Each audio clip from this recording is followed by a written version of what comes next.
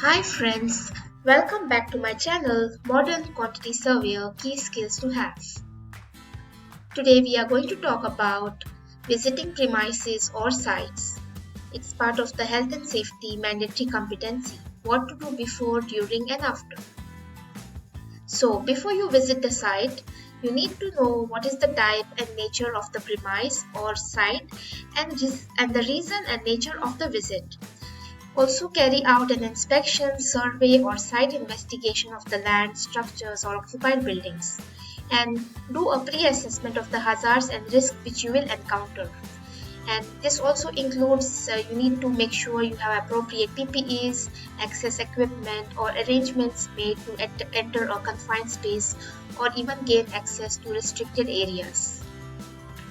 You need to have suitable training and instruction and collect as much as information possible from the person who is in charge of the premises or site. And keep a checklist so that you can remember to ask the questions.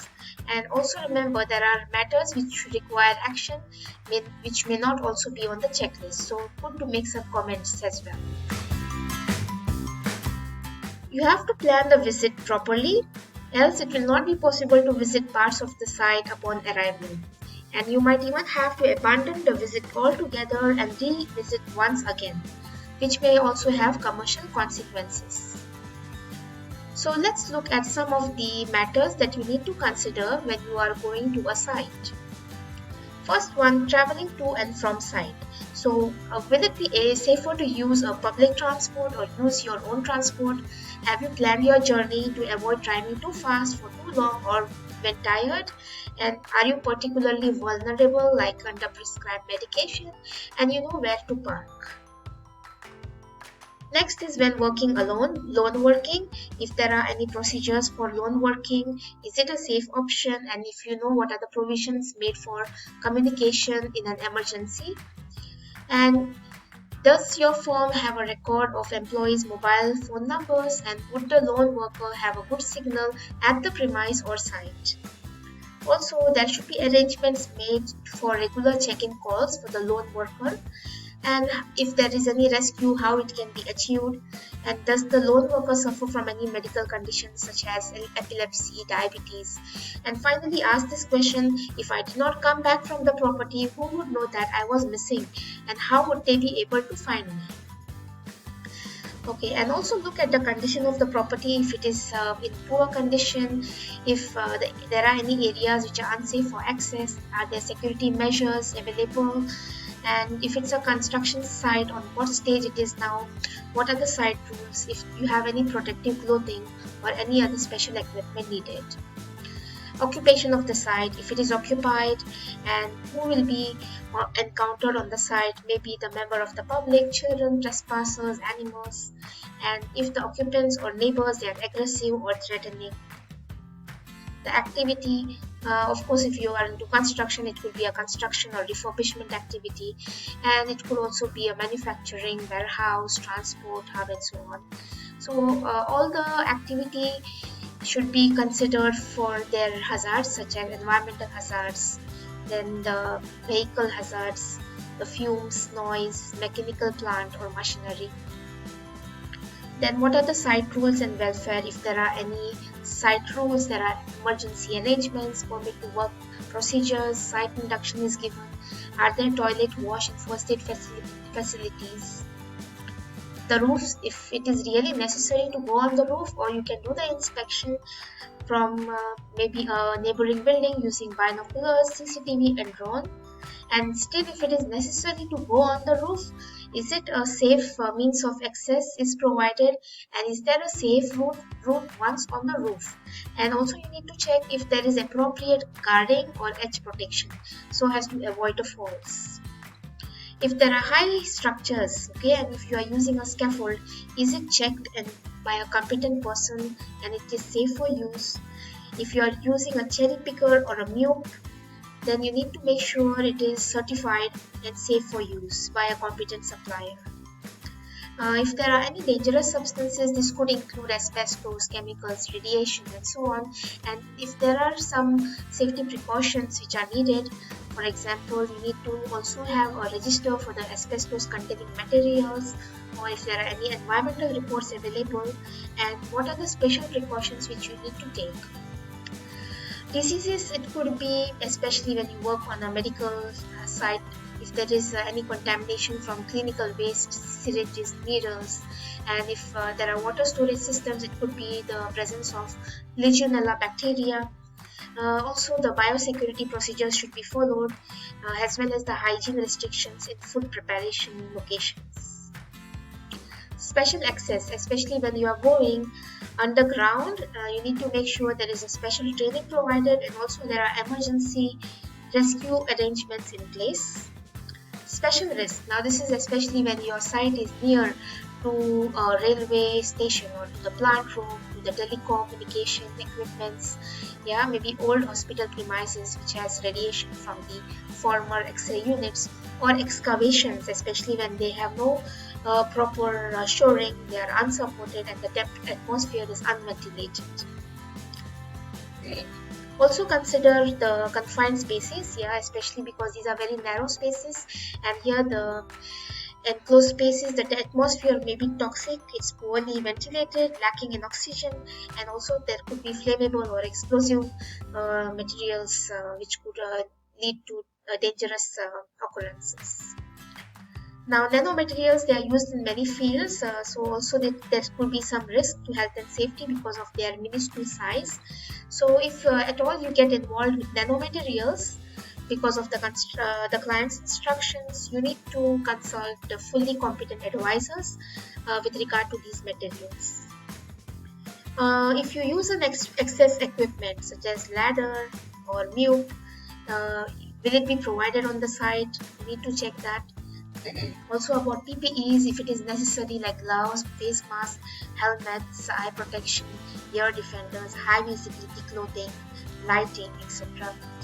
The environmental matters, like if the weather conditions or light levels increase the risk. Yeah, for example, working on the high structures, it could be the windy conditions, or working in extreme temperatures such as hot weather. It could also pose a risk for the site work. So, before you have planned the site, now even though you have planned the site well in advance, still there could be some matters which are not known until you arrive at the site. So this has to be also considered during the visit. And usually there could be a general lack of information about the site, or because the condition of the property has changed unexpectedly because of some factors. And if there are significantly dangerous situations that you have noticed, you have a duty to report it to the appropriate person, could be the owner of the building or the site manager, as soon as reasonably possible. And if you feel uncomfortable or not competent to manage the risk at any time, it's recommended to stop the activities immediately and obtain the assistance of a competent person. Next, you can consider about the structural stability, especially like when working on the old structures. There could be risk of partial or total collapse due to the corroded beams, columns, roofs, floors, corroded metal fire escapes, platforms, balconies, walkways. Then also consider the sharp objects, timbers, glass. Yeah, this could be also in the old structures. There could be loose glazings in the windows, partitions, weak hinges.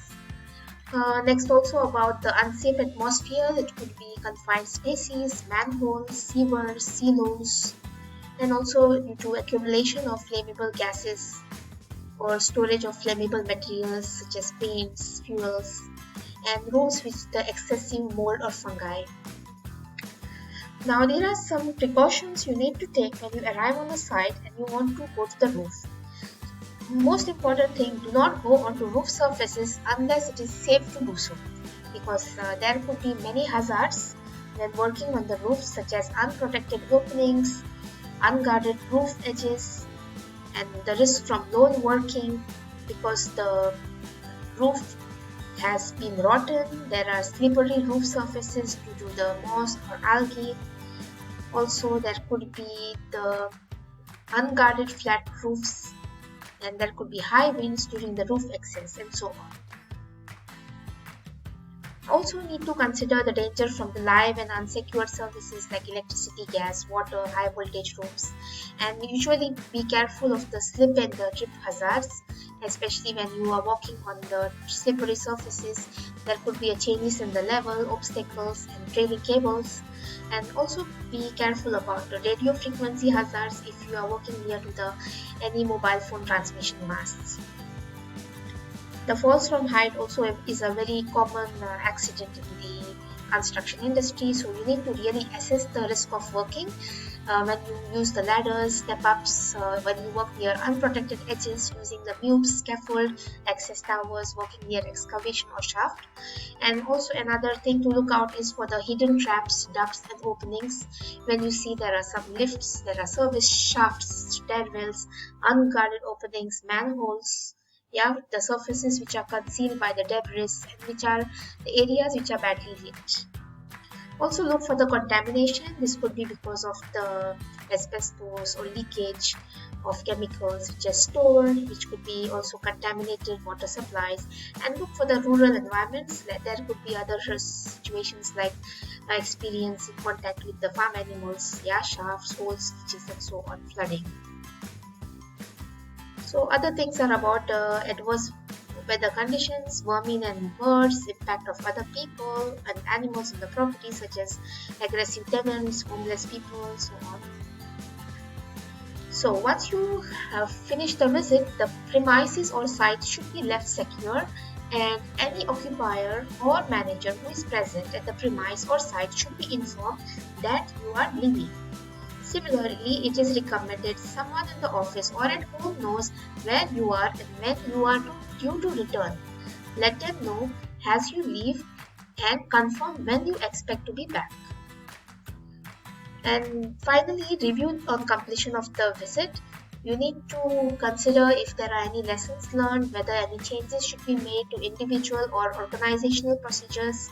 Any hazards on the premises or site need to be notified to the appropriate manager for remedial action, and any accidents, incidents or near miss occurrences need to be entered into the RICS firm's accident book and notified to the occupier or manager of the property.